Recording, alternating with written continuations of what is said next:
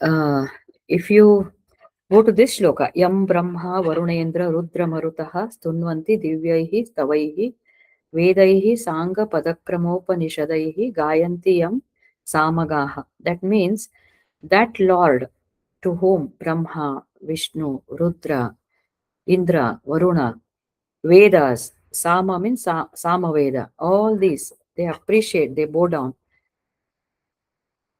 Dhyanavasthita tadgatena manasa pashyanti yam yogino. Also, who is revered by the saints who are absorbed in meditation. Dhyanavasthita tadgatena. Andre, towards that direction. They are in meditation. Who? These saints. Tad pashyanti yam yogino. Yasya antam yasyantam na viduhu. Nobody knows his end. Yasya antam na viduhu. They don't know his end. Sura Asuragana. Sura, that means Devas and Asuras. Nobody knows his end. The, the expansion of this consciousness, it has no end. Devaya Tasmai Namaha. I bow down before you. That consciousness, that Parabrahma, who is revered by Brahma, Vishnu, Maheshwara, Indra, Varuna, the yogis, and the Vedas also sing to glory, particularly the Sama Veda, because it's full of music.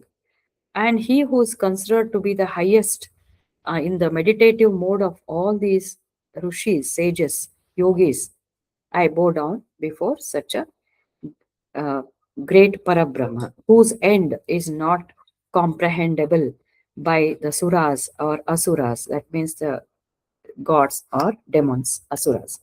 So, with that, we commence the chapter 18. We had stopped at the types of um, buddhi. Actually, everywhere he says, he has spoken about types of tyaga, types of ahara, types of worship, all he puts into three categories. Then he talked about the types of jnana, types of karma, types of karta.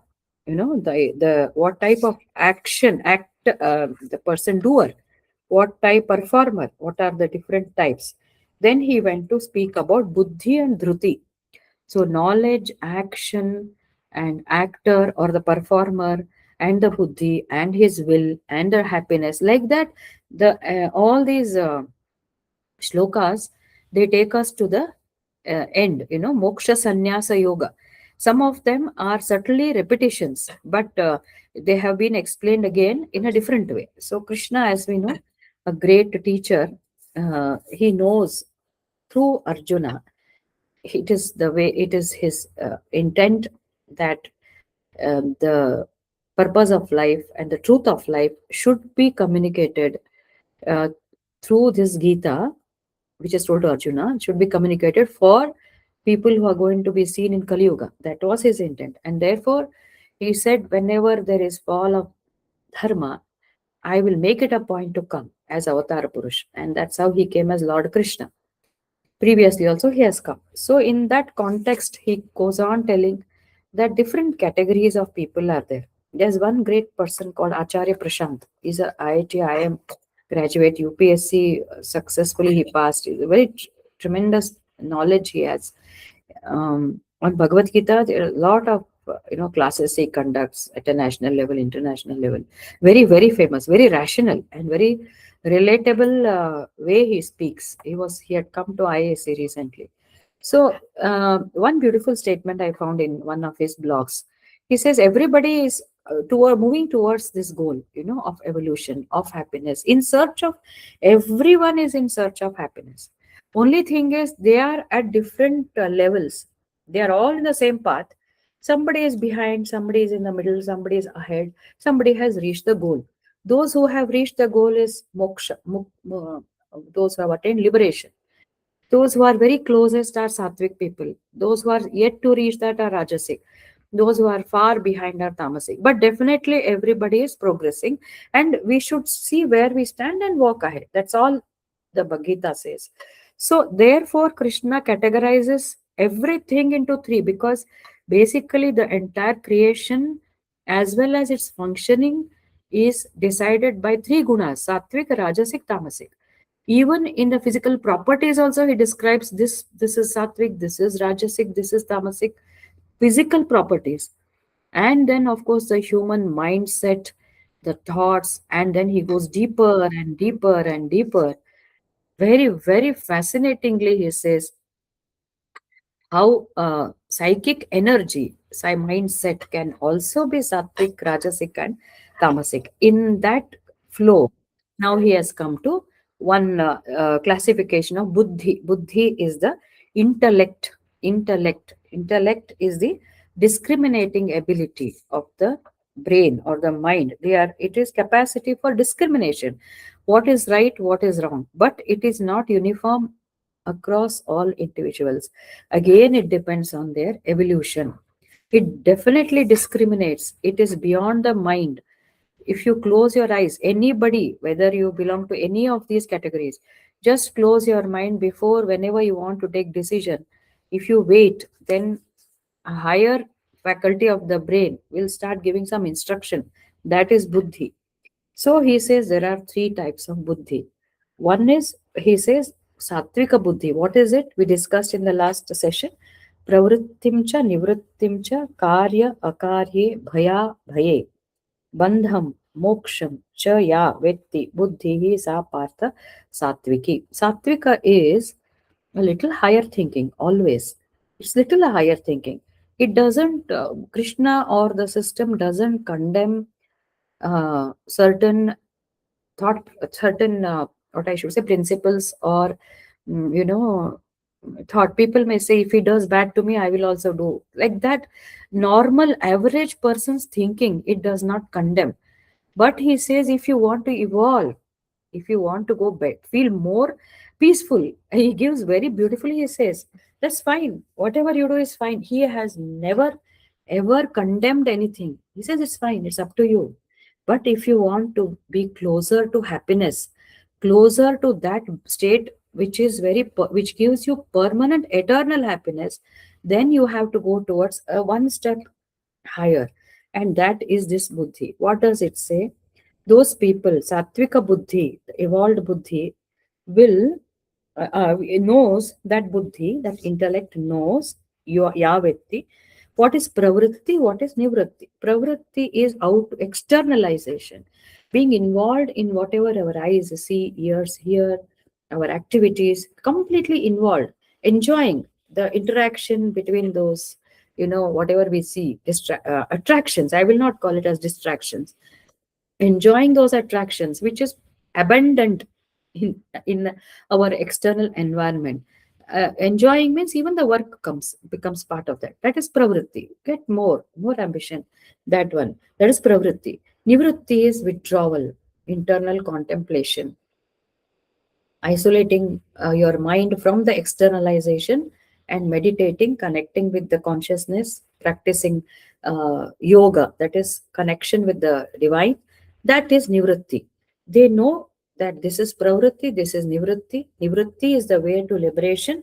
However, if I have to act, then I will bring this concept of nivritti in my activities. I will be involved in the external affairs, yet my mind will be thinking internally that this is all divine. It stays connected and act. So that discrimination is there. It stays connected within and act and realize that I am not the doer, I am only an instrument. It is all the gunas which are working, which are pushed by the energy of the consciousness. This truth he knows, Sattvika Buddhi knows. And what is karya, what is akarya? What is karya, what is akarya? Karya means action, akarya means inaction, also improper, wrong action. Improper action. What is right action, what is wrong action? What is pravritti, what is nivritti? See, in the next shloka, he says dharma, dharma. That is very average concept. Dharma, adharma, everybody, all of us, majority. Pravritti, nivritti is a higher thinking. So this man, this buddhi knows what is pravritti, nivritti. That means already the mind has started moving very close to liberation. Very close to liberation. So here in Sattvika Buddhi knows what is pravritti nivritti, it knows what is right action, what is wrong action. Right action is For an average person, what is right action? We should not hurt others. We should be honest. We should not be corrupt. We should not be um, we should not be antisocial. All these are wrong actions. Right action is doing our work properly.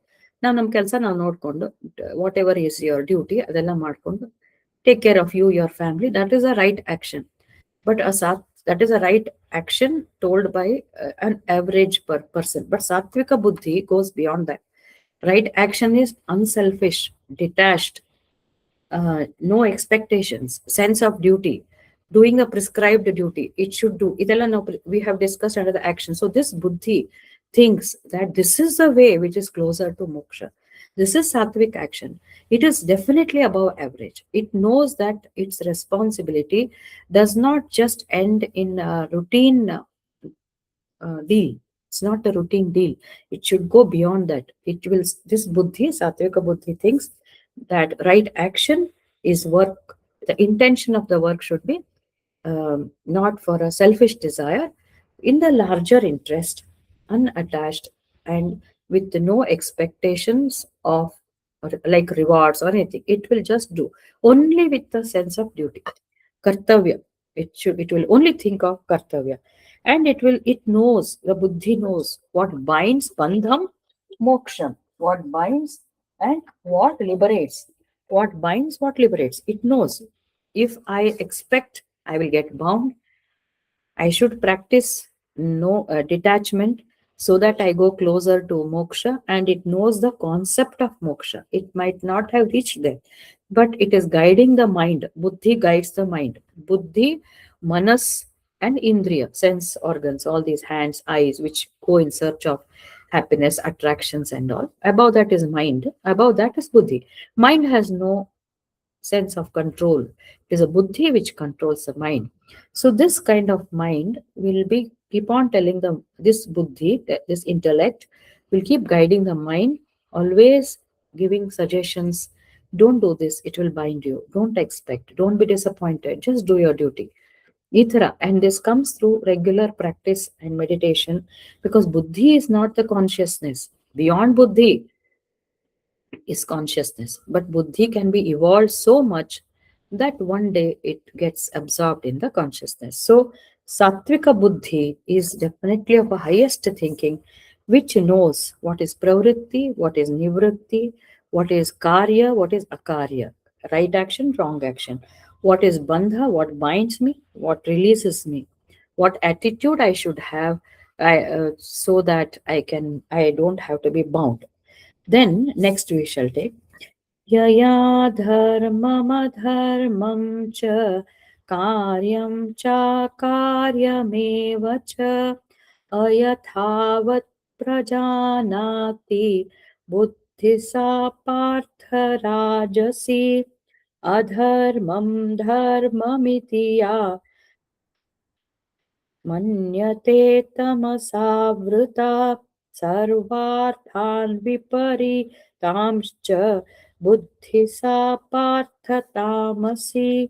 So that intellect, now we spoke of karya akarya. Here he brings dharma adharma, karya akarya, ayathavat. Ayathavat ಅಂದ್ರೆ as it is. Yathavat is understanding as it is. But here ayathavat means it is distorted. The intellect, the buddhi, which has a distorted understanding of dharma, adharma. We'll see what is dharma actually. Dharma is not it doesn't have the rightmost translatable English word actually.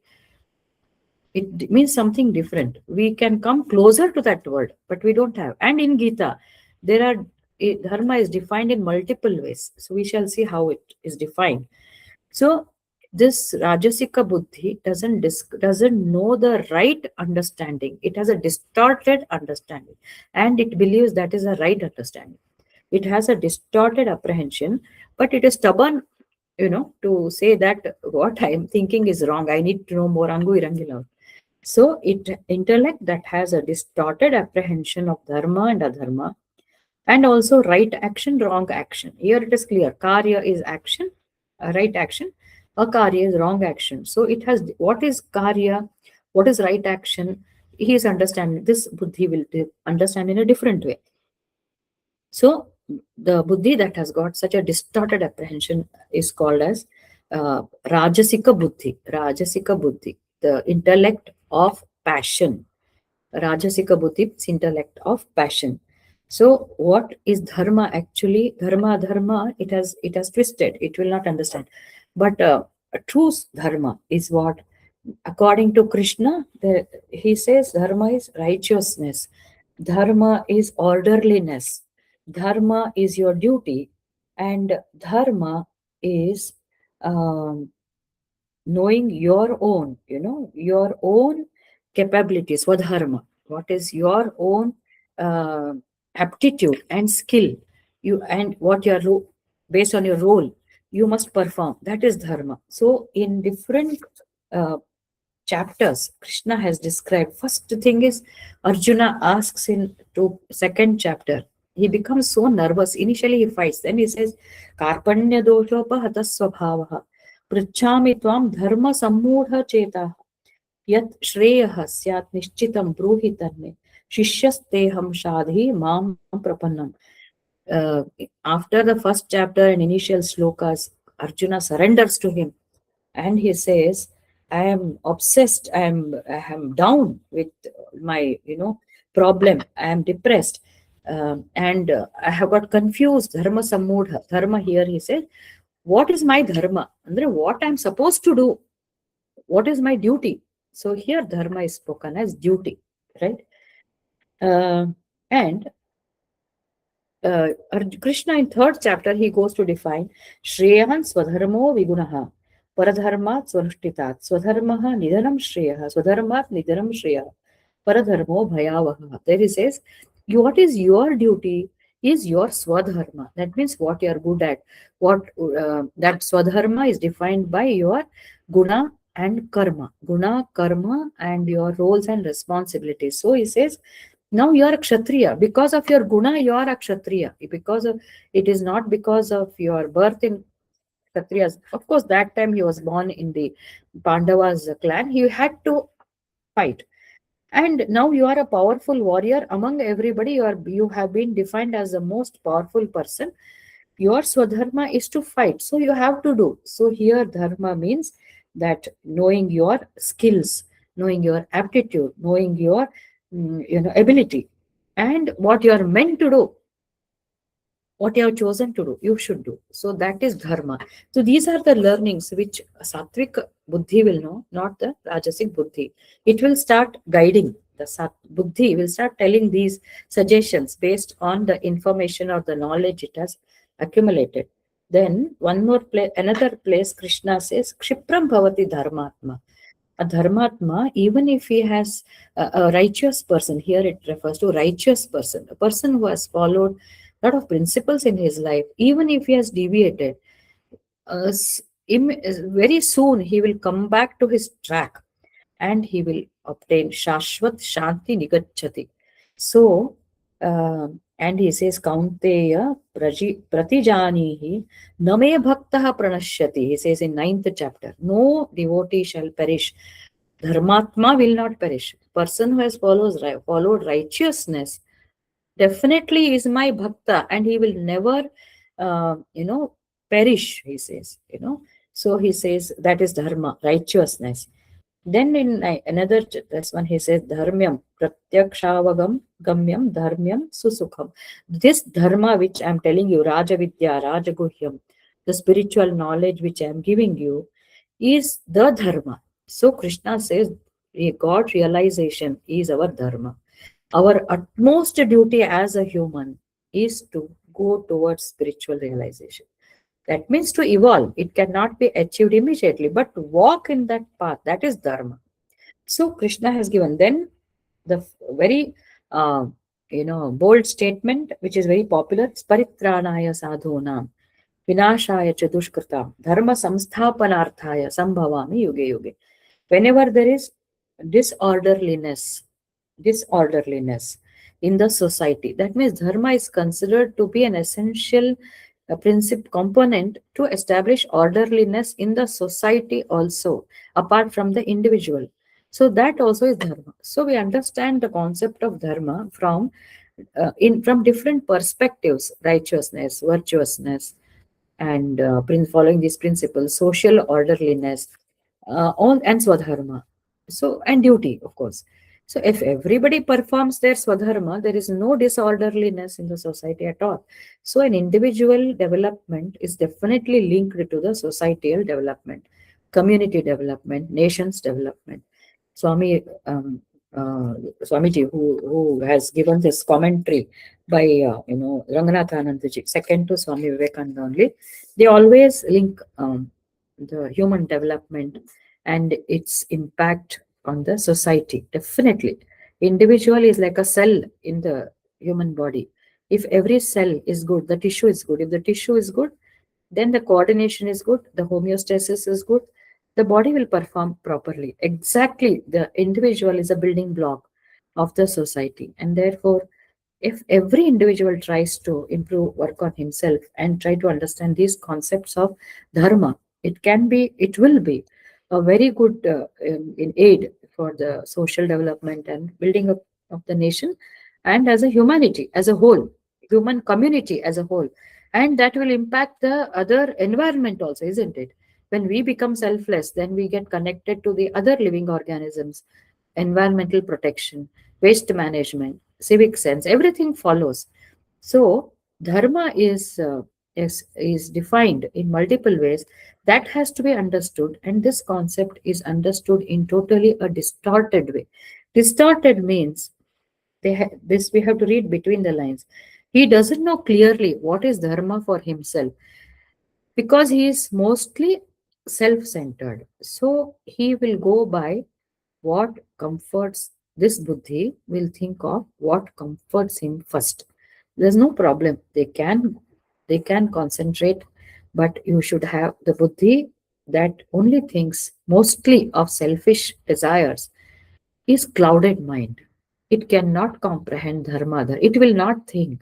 It will not think of society, social orderliness, what we discussed so far, because it is focused entirely on its personal gain.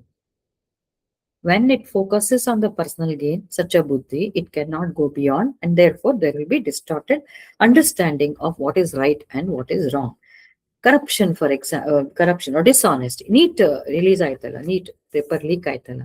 Probably the people who are there, whoever was involved. So what if I give paper to these two, three people? It's a big ocean. There are so many writing the paper. That person would never have thought that this will become such a big scandal and it will go to thousands of people. Probably he would have thought of one or two or maybe one coaching center or four or five. And that time also he'll think, ಇದೇನು ಅಧರ್ಮ ಅಲ್ಲ ಇದು. In one handful of people in the whole the ocean of people, if I help some small fraction of people, how is going, and even if I leak this paper, how many of them are going to compete? ಈ ತರ ಯೋಚನೆ ಮಾಡಿರ್ತಾನೆ ಅವನು. That is rajasika buddhi. Because dharma, come what may, I am not supposed to do this. No. Come what may, I am not supposed to manipulate government offices. I have very live examples. How premier institutions ಅಲ್ಲೇ ಏನೇನೋ ಕಳ್ತನ ಆಗ್ತಿರ್ತದೆ. ಯಾರಿಗೆ ಗೊತ್ತಾಗತ್ತೆ ಬಿಡಿ. ಕೋಟ್ಯಾಂತರ ಸಂಪಾದನೆ ಇದೆ. So much of so many things are happening. Who will come to know? ಒಂದು ಕಂಪ್ಯೂಟರ್ ಎತ್ಕೊಂಡು ಹೋಗ್ಬಿಡೋದು, ಲ್ಯಾಪ್ಟಾಪ್ ಎತ್ಕೊಂಡು ಹೋಗ್ಬಿಡೋದು. Qualified and not qualified, everybody. So these are the things where they are not this is not adharma according to them. Is it going to harm anybody? No. If I take this, I'll give you an example. Somebody took a laptop from the office. It was there. The room was not locked, and then he just picked up and went home. Next day the person came, where is my laptop, where is my laptop? Then somebody said, we saw him taking. When you question the person who stole it, he says, ಏನ್ ಬಿಡಿ sir, ನಿಮ್ಗೆ ಇನ್ನೊಂದು apply ಮಾಡ್ರಿ, ಇನ್ನೊಂದು funding ಬರುತ್ತೆ, ಇನ್ನೊಂದು ಸಿಗುತ್ತೆ ನಿಮ್ಗೆ. Why are you so worried about one laptop? Maybe that may the person can say this laptop got spoiled, I will indent. But is it dharma what you are doing? You meant to do that? These are n number of examples you can see in this kind of buddhi, rajasika buddhi, where dharma adharma gets a cocktail of dharma and adharma, and there is no clarity. They are sometimes following dharma, sometimes following adharma. What they believe dharma is not a true dharma because mostly it is self-centered. Next says adharmam dharmam iti ya manyate tamasavrata sarvarthan viparitanscha buddhi sa partha tamasi. So this third extreme category is it is enveloped in darkness. Dharma, adharma concept words themselves are not very close to such a buddhi, and everything is viewed in a perverted way. Not only confusion, it is totally the opposite way, totally opposite. There is no confusion there. Sattvic is one extreme, tamasic is at the other extreme. Whatever I do is dharma, whatever I feel is dharma. Whimsical, my whims and fancies, I will go as per what I want to do. I am least bothered about what are given in the scriptures or what I am meant to do. No, because there is darkness, ignorance. They are animal like. Tamasika vritti is animal like. It's not, as I told you, this buddhi, this personality is not absolute. Sometimes everybody goes through tamasic, rajasic, sattvic. Only we have to have a balance of these, more predominant sattvic as a seeker, spiritual seeker. That is tamasic. Now, of tamasika buddhi. So when such a buddhi guides a person, then what will the mind do? What will be the sense organs or the body? But what will be their choice? The buddhi decides the choice a person makes. If the buddhi, that is the guiding person, the main thing which guides is buddhi. If the buddhi is clouded, then obviously the mind cannot have any clarity, because mind is mind only. It doesn't have any ability to discriminate. I mean, buddhi is a higher faculty in the mind only, but the lower mind cannot think. So it will follow whatever the mind says. Now, to follow, uh, what is required is the willpower.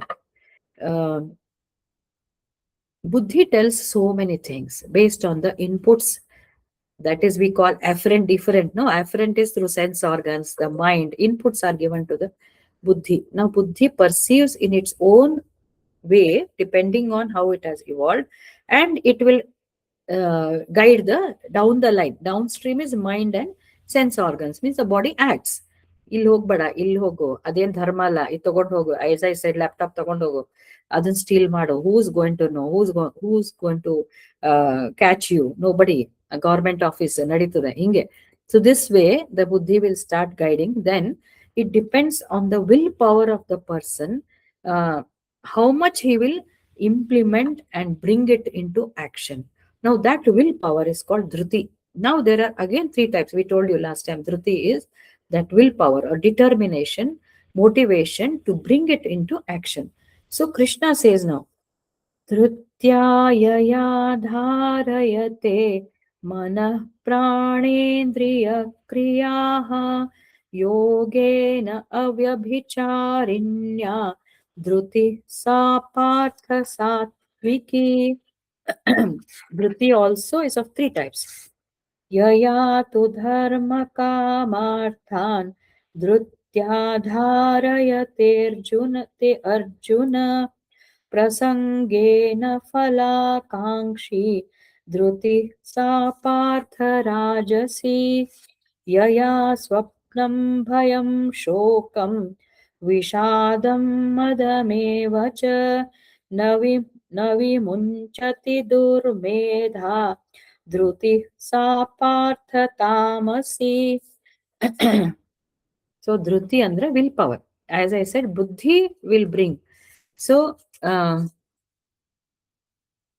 it will now, it's also called fortitude in a very refined terminology for dhruti is fortitude.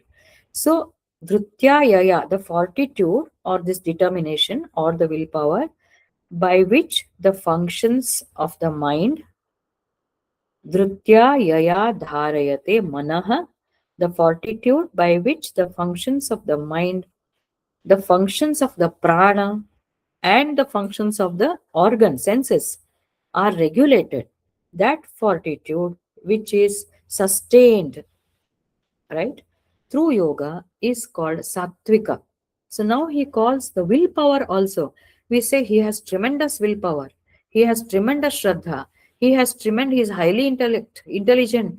Everything falls in three categories. Now he comes to the three categories of the willpower or the determination or the fortitude. So he says that fortitude, which by which everything is controlled. What are controlled? The actions are controlled. So either, as simple examples, don't eat too much of sweet, have controlled diet, have controlled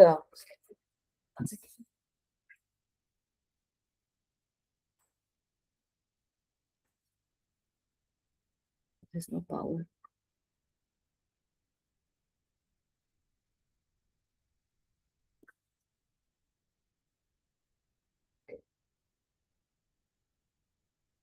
So that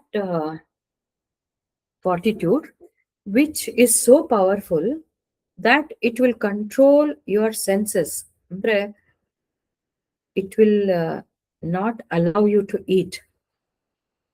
Not your hands will not go and pick it up.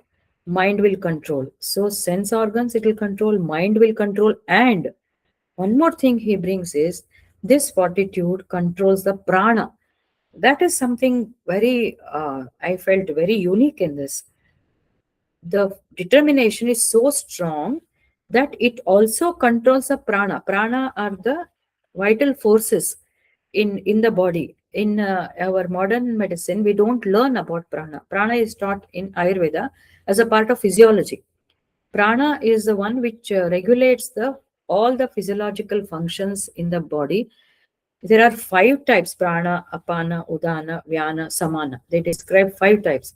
Each one has a specific function of regulating particular part of the body and particular functions. I will not get into those, but it's very interesting.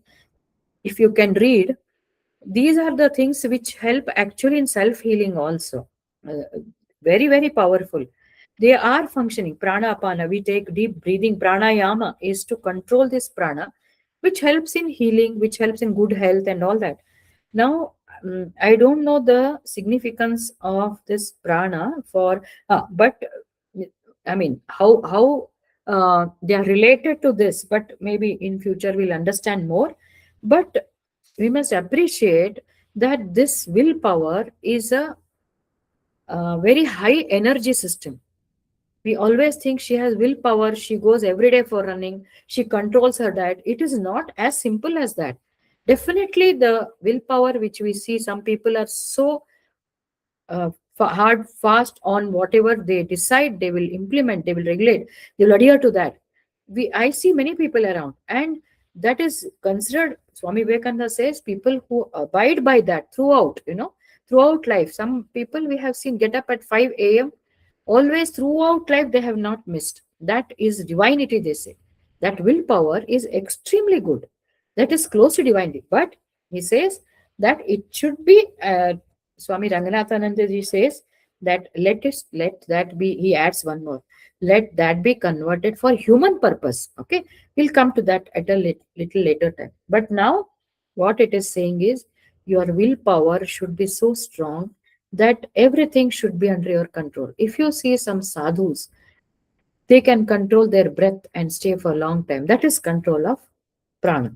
That is control. That means they have, the mind has so much of ability that it can hold its breath. We have seen in Dhruva how he did that penance, and for 15 days he did not uh, take more than one breath, because he knew that if he continues breathing, that concentration comes down. So that much of control Satvika person has. I mean, it also tells us that it is a human possibility. Sadhguru uses this word, possibility. I like that. That means anybody can do that. Try. All of us can try this. Actually, I was very much, this is my third round, but this round I was focusing on this prana, sense organ. It's not easy. Even controlling senses itself is, because we may control today, we may control next day, we may do it for 7 days. Eighth day, we may again go back to the same old habits. So they say it is yogena avyabhicharinya. He gives one more condition. Avyabhicharinya means which is well regulated, which is not having any kind of Unswerving. Unswerving means sustained, no deviations whatsoever. If I have decided to do this, done. Bhishma ಪ್ರತಿಜ್ಞೆ ಇದ್ದಂಗೆ ಅದು. ಬ್ರಹ್ಮಚಾರಿಯಾಗಿ ಉಳಿತೀನಿ ಅಂದ್ರೆ life long mentally physically remain. ಅಷ್ಟು ಅನ್ಸರ್ವಿಂಗ್. That Dhriti is called as ಸಾತ್ವಿಕ Dhriti. That is where we are supposed to go. For moksha, that is required. All characteristics described for a sattvika buddhi, sattvika prakriti, sattvic, everything. All can be practiced, and if you take one, everything falls in place. That's what the Vedanta says. Because mind will start thinking in that when the divine grace also will help, but we must put a lot of effort. Anyways, so this kind of fortitude or willpower, which by which mind is controlled, sense organs are controlled, and the pranas are controlled, and it is regulated through yoga. Yoga means yogasana also, meditation also. Constant connection with the higher is yoga. So yunjati, yunja means connect. So we must connect with that, and that alone sustains it. That alone sustains it. So even when we do, we were told that meditation and spiritual sadhana must also have a little bit of Shakti sadhana, invoking goddess Durga or that power which makes it happen. Prakriti. Durga is what? Prakriti. So in Lalita Sahasranama, Suvarchala also chants, no, Ichha Shakti, Jnana Shakti, Kriya Shakti. ಸ್ವರೂಪಿಣಿ. ಇಚ್ಛಾಶಕ್ತಿ ಇರಬೇಕು, ಜ್ಞಾನ ಶಕ್ತಿ ಇರಬೇಕು, ಕ್ರಿಯಾಶಕ್ತಿ ಇರಬೇಕು. ಜ್ಞಾನ ಶಕ್ತಿ is knowledge which gets translated into buddhi, converting into buddhi, and kriya shakti.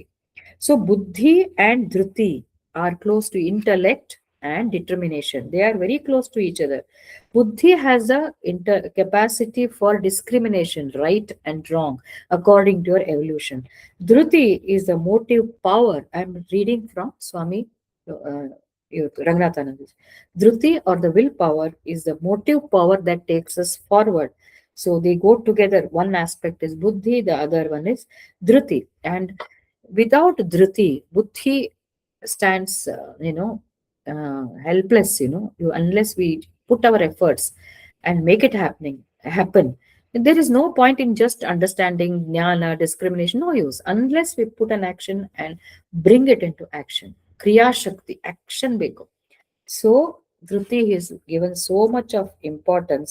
Ichha is just a desire, Jnana is mere knowledge of the expected desire, Kriya is following that. And a strong, steady, humanly oriented Dhruti brings blessings to millions of people. So I told you these people are always concerned from humanistic, community, social impact.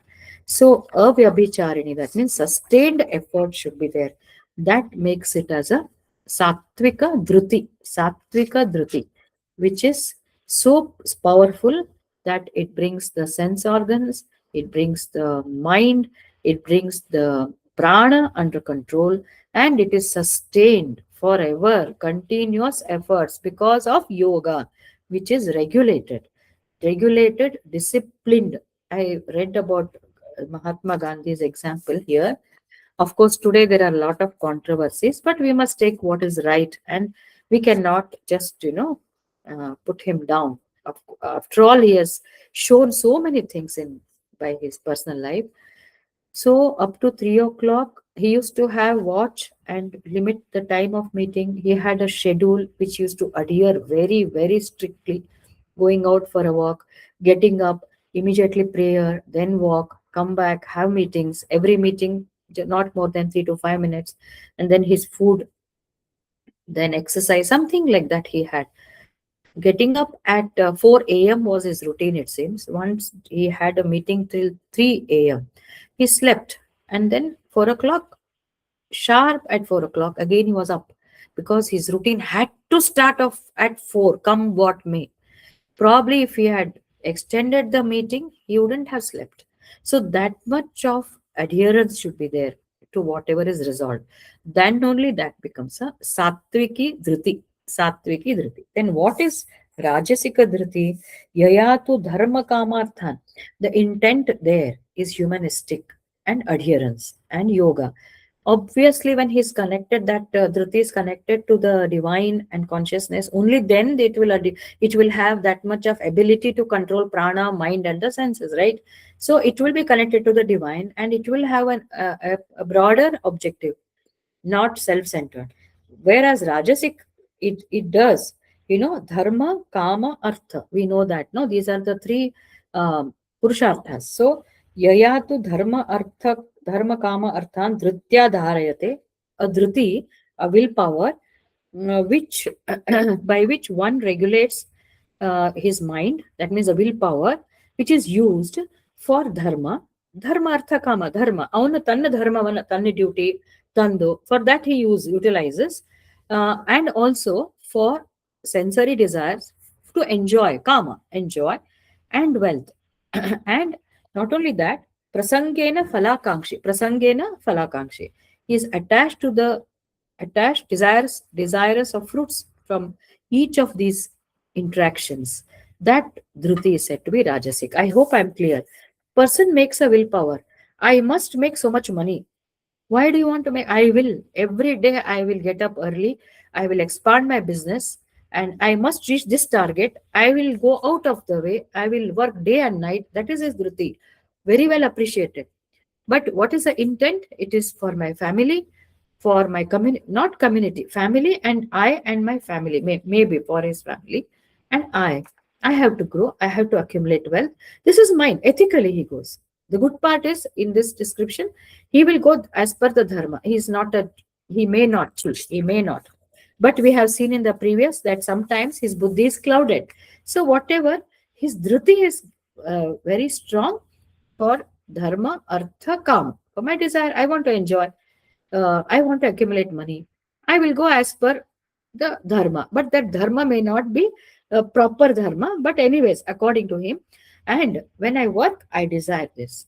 I, of course, I should, because he feels that is dharma. We have seen in the previous shloka. According to him, Nanishta, if I give so much time, I must get this much money. What do you mean? I'll go out of my way if required, because I want money for my family. For me, I have to live, I have to take care of my old age, so I have to do. So illi he performs his, this is an average majority of the people doing this kind of willpower. They also have willpower. This is also dhruti, this is also dhruti, but in the wrong, not so right. It's not wrong. It will lead to binding. That we must understand. I hope you are clear, all of you. Am I okay? Are you able to get this point? Suvarchala, Yes, ma'am. Yes, ma'am. you all there? Yeah, madam. Okay. So this is a kind of dhruti, or rajasic dhruti. This is called rajasic person will have. Then third thing is durmedha. That is tamasika dhruti is tamasika willpower. We are defining three types of willpower. Tamasika willpower andreno. He is you generally deluded, no, total ignorance. So they call him durmedha, that fortitude or willpower by which a stupid person does not give up sleep, fear, grief, anxiety, and what is that? Mother is excessive, inebriated state. That means inebriated, excessive self-absorbance. Uh, he has willpower. Let me clarify. He has willpower. For what? If I sleep, I will sleep for 15 hours. If I sleep, I will not get up till tomorrow night. Nobody should wake me up. He has a very strong willpower, but in this way. And swapnam bhayam, does not give up sleep. Swapnam is, should not take it as sleep, as a dream. It should be taken as sleep. And bhaya, afraid. I am afraid of this. Nobody can change him. I will always be afraid. He doesn't want to change. I told you, resistance to change as inertia. So there is a willpower to remain in the state of fear, willpower to remain in that state, willpower not to change, willpower not to change his sleeping habit, not to come out of fear, not to come out of grief, you know ಅಳೋದು depression.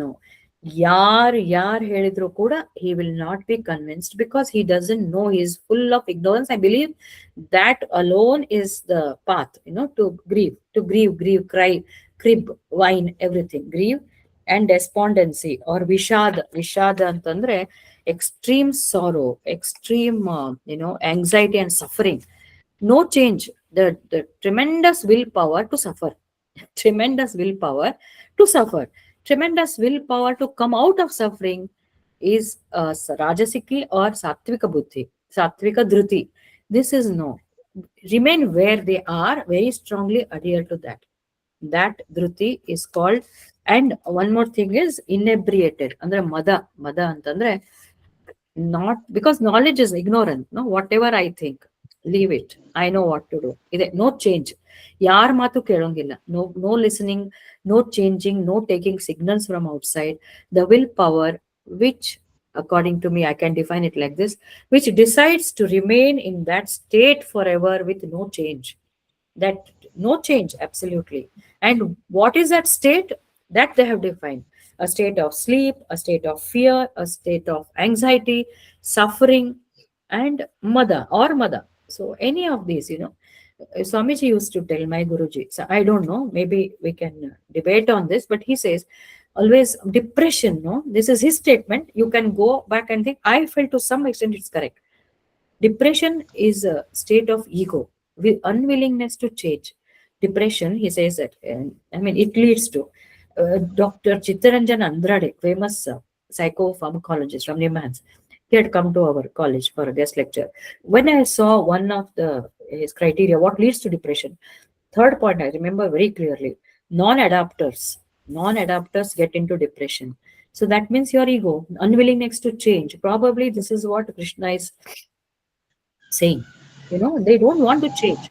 They will lead to depression, endogenous depression, only because repeatedly your thoughts are like that. And probably those neuronal connections and neurotransmitters, depletion of 5-hydrox, all those 5-hydroxytryptamine, all that which is pathological basis of depression may start from here only, because science has shown, no, that emotions and continuous reinforcements will lead to a particular type of behavior. So there is no willingness to change. It is so strong, that dhruti is so strong, but in a wrong direction. So bhaya also, fear.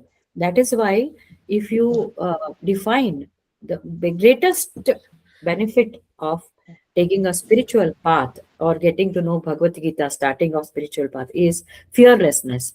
The first thing it tells you is fearlessness. And I somehow am very happy that first thing Krishna takes is towards death. Second chapter le vasamsi jirnani yatha vihaya navani grihnati naroparani tatha sharirani vihaya jirnani anyani sanyati navani dehi. He said, just like you change your clothes, this soul changes the body. That's all it is. Death, don't mourn, don't cry for death, Arjuna anta death baggene tagad Krishna. Such a powerful coach, mentor he is. See, death ಬಗ್ಗೆ greatest fear is of the death only, no? When you take out the fear of death, then what are you afraid of? ಅಯ್ಯೋ ಹೋಗೋ ನನ್ನ body ಬಗ್ಗೆನೇ ಕಾಳಜಿ ಮಾಡಲ್ಲ, ನೀನ್ ತಗೊಂಡು ಏನ್ ಮಾಡೋದು? So ಆ ತರ we will not be afraid of anything. With wisdom, the fearlessness, chodo, what is there? Everything is as per guna. Today somebody speaks something, tomorrow it will be appreciation, today it will be insult. So why should I bother? Everything is changing. This kind of fearlessness comes only when a person becomes sattvic, that wisdom. Whereas a tamasika state is always in a state of fear. Fear is a tamasic state. We should become fearless with wisdom. We should become strong with wisdom. We should get rid of anxiety with wisdom. Anxiety, depression, fear are all the hurdles for a sattvika mindset. So very clearly he says, these people are, if you are very strong-willed, then nothing can change you, because you have decided to remain there. No medications will change, no counseling will change, nothing will change. But if the person slowly changes his mindset and starts becoming flexible, then nothing like it. Slowly, Rajasika will overpower Tamasic and Sattvic will overpower Rajasic, and then this one starts, But that needs a commitment to change and willingness to change. So with that, he completes the 3 types of dhruti. Now he goes to 3 types of happiness. Quickly I will finish this, then only 3 shlokas, if that is fine with you all. Sukham tvidanim trividham shruno me bharatarshava अभ्यासात् रमते यत्र दुःखान्तं च निगच्छति. I think the battery is going down. We can take this in the next session. If any, yeah, still some more time is there for the questions. If we, I think we can go in the next session. So far, we have discussed about three types of buddhi, three types of dhruti. So let's be aware. And this is very interesting because it makes you quite strong. And Swami, one more very important statement I wish to make, that Swami Vivekananda says, have some willpower. Don't be a very, very slimy and weak person. Any willpower is any good, he says. If you have the ability to adhere that willpower, many of us don't have that willpower. Only we become like a clay. You go this way, you go that way. Today I get up at this time, tomorrow I sleep at this time. Today one routine, tomorrow another routine. Today one principle, tomorrow somebody says something, I move that side. You should not be like that. Even if you have tamasika willpower, have some willpower, because that energy, anytime it gets diverted, it becomes a strong sattvic willpower. Please understand this principle. Even our Swamiji used to tell, I don't like this middle people who are, this way, that way, this way. No. Anybody who has a strong will has lot of divine manifestation. It may go in tamasic, that guna is like that, but there is lot of energy there. So willpower or the energy must be manifested. So wherever we are, let us try to bring that and observe what our buddhi says with the checklist we have given. Does it know about, does our buddhi guide us what binds, what releases, what is right action, what is right wrong action? Are you getting attached? Are you expecting too much? This much of awareness we should have. Are you selfish in choosing this action, or is it for the betterment of your family? Even family beyond me is something good, and community, like that we should start observing and have the strong willpower. So these two, this combination, I think, is great, what I should say, direction for us. So with that I conclude. Any additions, or anybody wants to add something to this? Yes, Yochila, you would like to say something? No, no, no, ma'am. Anand sir, madam? No, nothing from you. Kavita, Padmi? Okay. Nothing, ma'am. Nothing.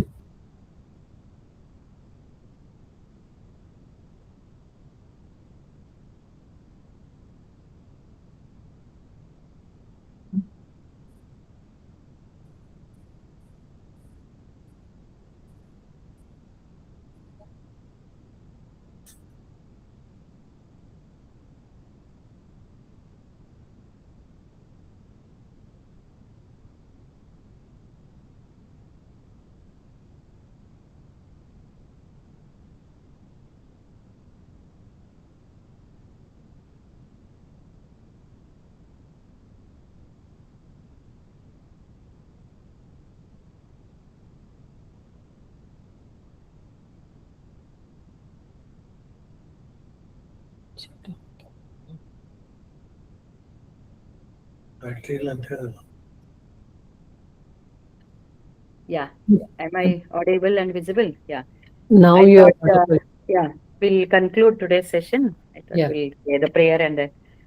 कायेन वाचा मनसेन्द्रियैर्वा बुद्ध्यात्मना भा प्रकृतिस्वभावा करोमि यद्यत् सकलं परस्मै नारायणायेति समर्पयामि पापोऽहं पापकर्माहं पापात्मा पापसम्भवात् त्राहि मां कृपया देव शरणागतवत्सल अन्यथा शरणं नास्ति त्वमेव शरणं मम तस्मात् कारुण्यभावेन रक्ष रक्ष रमापते ॐ सहना भवतु सहनौ भुनक्तु सह वीर्यं करवावहै तेजस्विनावधीतमस्तु मा विद्विषावहै ॐ शान्ति शान्ति शान्तिः हरिः ओम् तत्सत् श्रीरामकृष्णार्पणमस्तु श्रीकृष्णार्पणमस्तु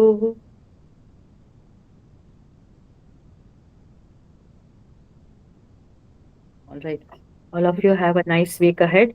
You And too. next week, I will tell the meaning of these last two shlokas. Yeah. You can take it up. Okay. Have a nice week ahead. Nice. Thank you very much for your you. patience. Thank you. Okay. Thank you, ma'am. Thank you. Thank you. Bye. Thank you, ma'am. Thank you. Bye. Bye. Bye. Bye.